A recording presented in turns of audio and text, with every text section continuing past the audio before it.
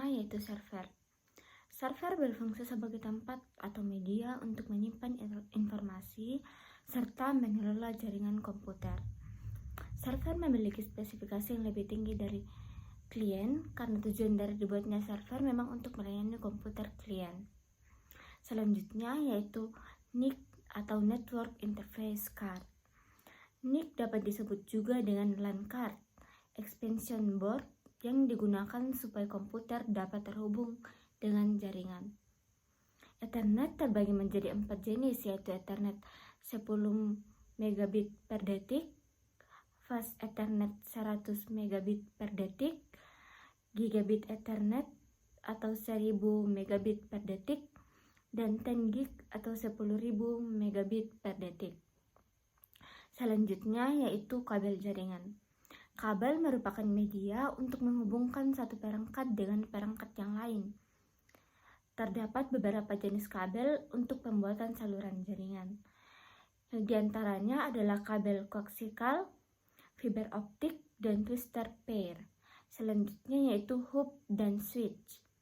Switch merupakan perangkat jaringan komputer yang berfungsi untuk menghubungkan beberapa komputer.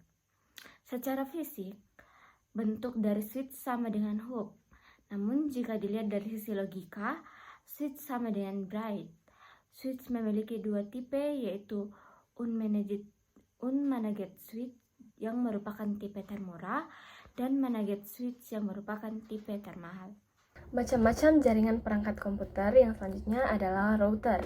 Router adalah perangkat jaringan komputer yang berfungsi untuk menghubungkan jaringan LAN ke dalam suatu jaringan WAN, serta mengelola lalu lintas dari data di dalamnya. Router dapat menentukan jalur terbaik karena memiliki tabel routing untuk melakukan pencatatan terhadap semua alamat dalam jaringan.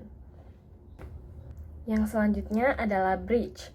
Bridge adalah sebuah piranti yang digunakan untuk meneruskan lalu lintas antara segmen jaringan berdasarkan informasi pada sebuah data link. Bridge juga memiliki fungsi untuk membagi jaringan yang besar menjadi beberapa bagian jaringan yang kecil. Yang selanjutnya adalah modem.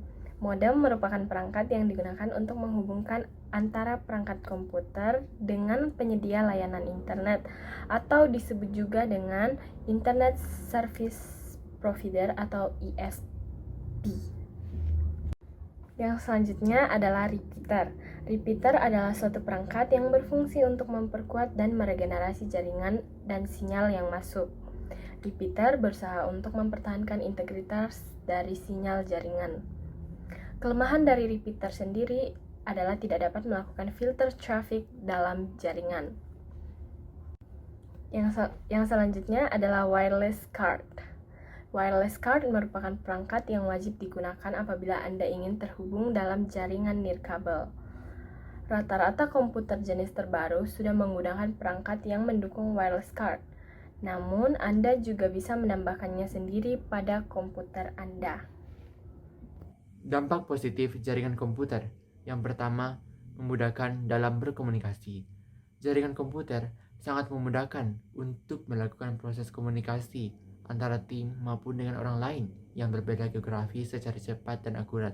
Dengan berkomunikasi secara tepat, maka dapat membantu dalam mengatasi setiap permasalahan yang mungkin terjadi dalam perusahaan. Yang kedua, menyampaikan informasi secara cepat. Dengan bantuan jaringan komunikasi, proses penyampaian informasi menjadi lebih cepat tanpa batasan waktu dan tempat.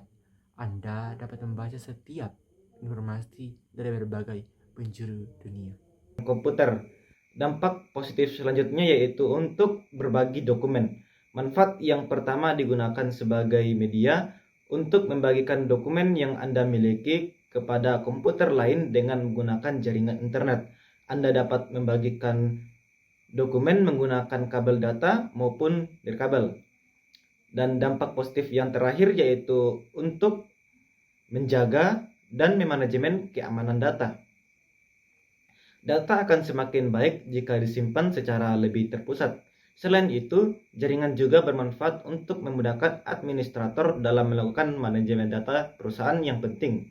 Dengan memanfaatkan shared server, maka setiap karyawan mampu dengan mudah mencari data dengan cepat dan efisien.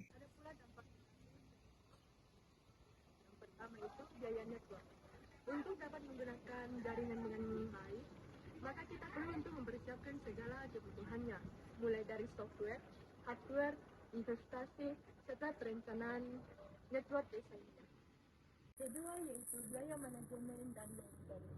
Untuk pengelolaan manajemen dan perawatan jaringan, juga perlu diperhatikan secara berkala oleh tim IT profesional, sehingga menurunkan kemungkinan terjadinya hal yang tidak diinginkan seperti kerusakan pada perangkat lunak maupun keras. Dampak negatif selanjutnya yaitu aktivitas sharing yang tidak diinginkan. Dengan adanya lalu lintas jaringan yang tidak terkontrol dengan baik, maka memperbesar risiko dokumen atau file yang di-sharing terinfeksi virus atau spam pada komputer. Kemudian yang selanjutnya yaitu ancaman keamanan jaringan atau network security. Dengan kemudahan proses komunikasi yang dapat dilakukan dimanapun dan kapanpun secara real time, tentunya juga meningkatkan resiko munculnya masalah yang lain, misalnya penyebaran konten ilegal, pencurian data, hingga masalah keamanan informasi yang lainnya.